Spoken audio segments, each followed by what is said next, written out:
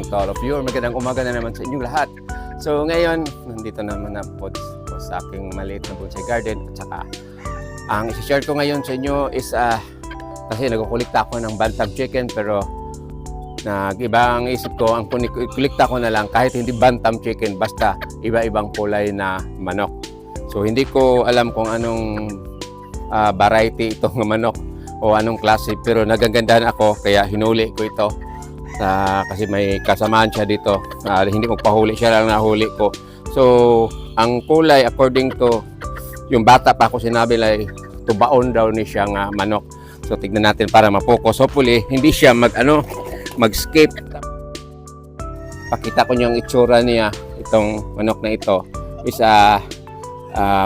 kukunin ko yung iba kong mga color, chicken color collection. So tignan natin, sana hindi lumipad. Okay na. Nok. Ayos, nok. Pusing nok. Smile. Sige. Yan. Ayan. Yan na siya. So that is, ang lahi niya is bantam chicken. So ngayon, may kukunin pa akong ibang chicken doon sa kabila. So ito na naman is what we call this, ito ang pinakauna namin na bantam chicken, which is matanda na siya. It is Sirama chicken. So yun, kita mo, gulang na kayo siya, yung maliit, sobrang liit. So itong, kaya tinanggalan ko siya ng tali because linagay ko doon para mag-breed. May mga kasama siya doon, mga babae. So just hope na makakuha pa kami ng maraming ganitong chicken maka-breed. So itong kulay, it's a unique. So ito ang pangalawa sa color collection ko of chicken. Then balik na natin na videohan na. So balik na natin doon.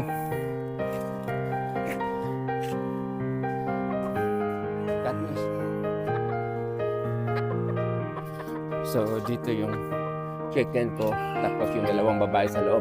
Diyan siya. Then ito na namang isa. This is my smallest chicken. This one.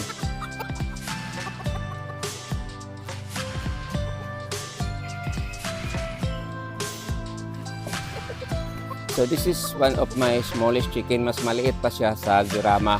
Kasi kita ng gusbat na niyang pakpak dito kasi nasagyad sa ground yan. Mahilig siyang magpaarte, this chicken. Then hindi ko ito ibinta. Iwan ko ito kasi napaka-OA kayo ng manuka. Yan o.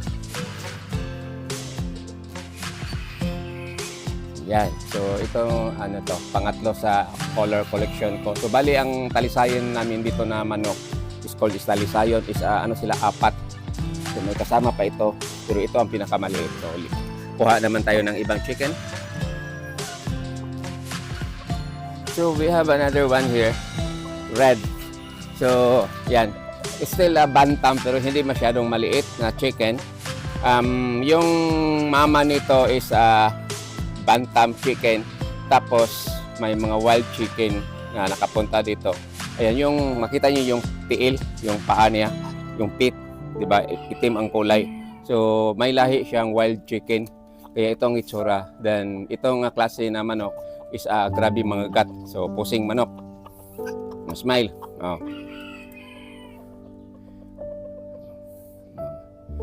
So yun ang itsura ng bantam chicken mixed with wild chicken.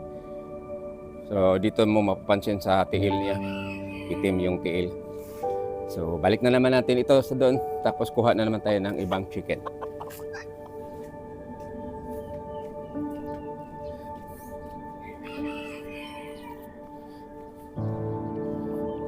So ito, ang liit na kasi ito na mga product ng aming Sirama chicken. It is lalaki siya pero sa kulay, something unusual yung kulay niya. So maliit pa siya.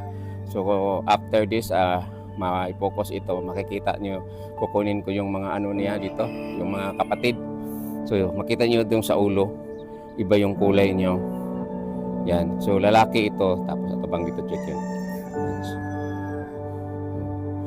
So that is Sirama mixed with bantam na may lahing wild chicken. Tingnan niyo yung paa niya, yung tiil. Yan. Okay, so balik na tayo. So nanibago siya kasi nandun siya sa cage.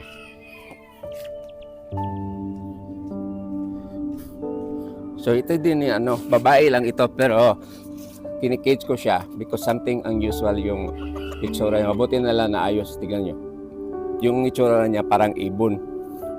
So as I said na I'm doing a chicken collection which is kahit babae at saka lalaki, basta iba-iba yung kulay, something unique. Sana makita nyo yung spotted niya dito. Ang gandang tingnan, parang hindi manok. Yan. Maganda sana ito pag lalaki, pero ito, tignan nyo yung tiil niya. It's black, tapos sobrang iksi. So yun ang itsura niya. So balik ko naman ito doon sa cage, tapos kukuha naman ako yung mga iba pang chicken. So as you can see, matanda na ito, babae. Okay.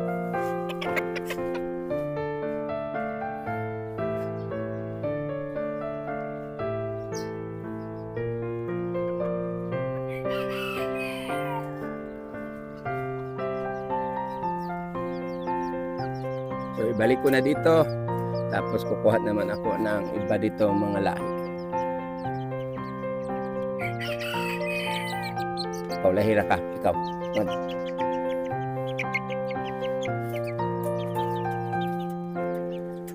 So, another one here. Tignan nyo yung itsura. Yan. So, black siya. Tapos may puntik-puntik. So, kalabasan dito na chicken ito. Oops. Nakabuhi. Nakabuhi. Sa kalabasan dito na chicken ito. Pumilipad man. So, sa kalabasan ito na chicken ito. Ay, tama ka istorya nimo. Is maging gray ito, tapos tignan yung paa niya, so itim ang kulay, so may lahi siyang wild. So balik na to kasi malikot. So for the last one, ang pinaka small nila, sobrang liit, kaya lang dula kayo. Ay, this is a good pusir. So this is the one, kita nyo, sobrang liit, tapos yan, nilubog, natakot yan. So, walang buntot, tapos sobrang liit. So, balik na natin sa luwa. Kaya itong mga rare na kulay ng chicken ko is cage ko kasi takot ako baka mawala. So, dito pa sa likuran ko may iba pang chicken pero sa normal color. Very common yun, yung mga color ng mga chicken na dito sa likuran ko. At saka, ipapakita ko sa inyo, hopefully hindi lumilipad, yung normal chicken na malaki, nandyan sa cage, ayan. Tumalon na tuloy siya. So, i-compare ko sana bumalik siya, umakyat doon para mako-compare. So, ikatsabasin mo sa kagbalik.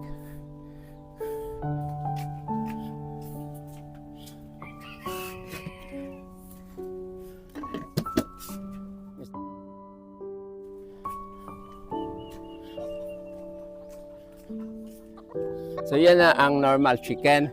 So let's make a comparison with the bantam chicken na dito sa kabila. So hindi lang ko lalapit kasi lumipad yung normal chicken. Pag makikita niyo if ever magkatabi sila, so sobrang laki ng normal chicken. So that's why this chicken is matanda na. Tapos bata pa yung isang chicken na malaki. Kaya nakatalikod lang siya.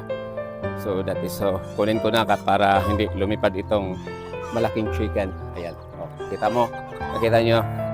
Compare the Bisaya or normal chicken. So, balik na natin ito. So, ito lang ang i-share ko about my chicken collection, color of chicken collection. Dito sa aming bahay. Tapos, is-proceed na tayo doon sa aking bonsai. So tapos na tayo sa chicken, bonsai na naman tayo. So pakita ko sa inyo before and after. So ito yung itsura niya na hindi pa siya naalikan. Gugupitan ko ito, tapos pakita ko naman sa inyo ulit kung anong itsura niya.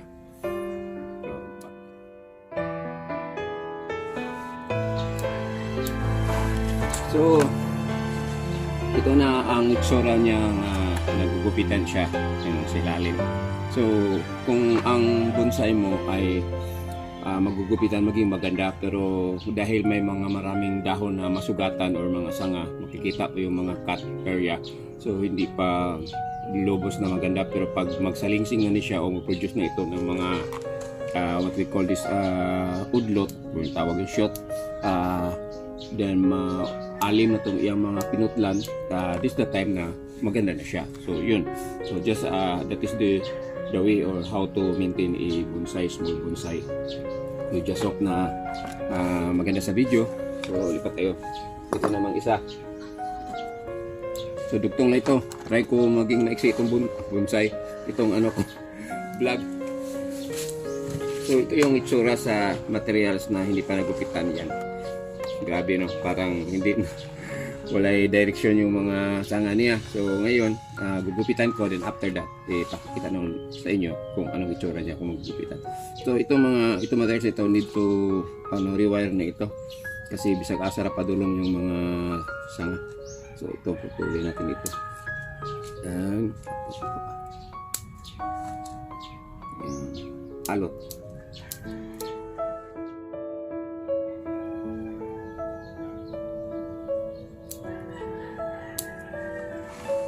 So ito na ang itsura niya na natapos na nagupitan. So ganito lang yung pag mi-maintain ng inyong bonsai time to time, gugupitan. Tapos if ever may magkamali man kayo sa paggupit, anyway, magsalingsing rin siya kusog. Ang tawag sa Tagalog, tumutubo ba yun? So yun ang itsura na niya with this two bonsai material. So just sharing lang po. Also about my chicken, yung collection ko ng chicken na kulay-kulay or marami klase-klase nga kulay or color ng chicken ko. Tapos same din sa bonsai ko, klase-klase na bonsai ko dito sa bahay, klase-klaseng bonsai materials. So ito lang sa share ko sa inyo about my two bonsai materials here, which is Argao Taiwan and another some imported bonsai materials dito sa aming bahay. So again, maraming salamat sa panonood. God bless you all. Have a nice day.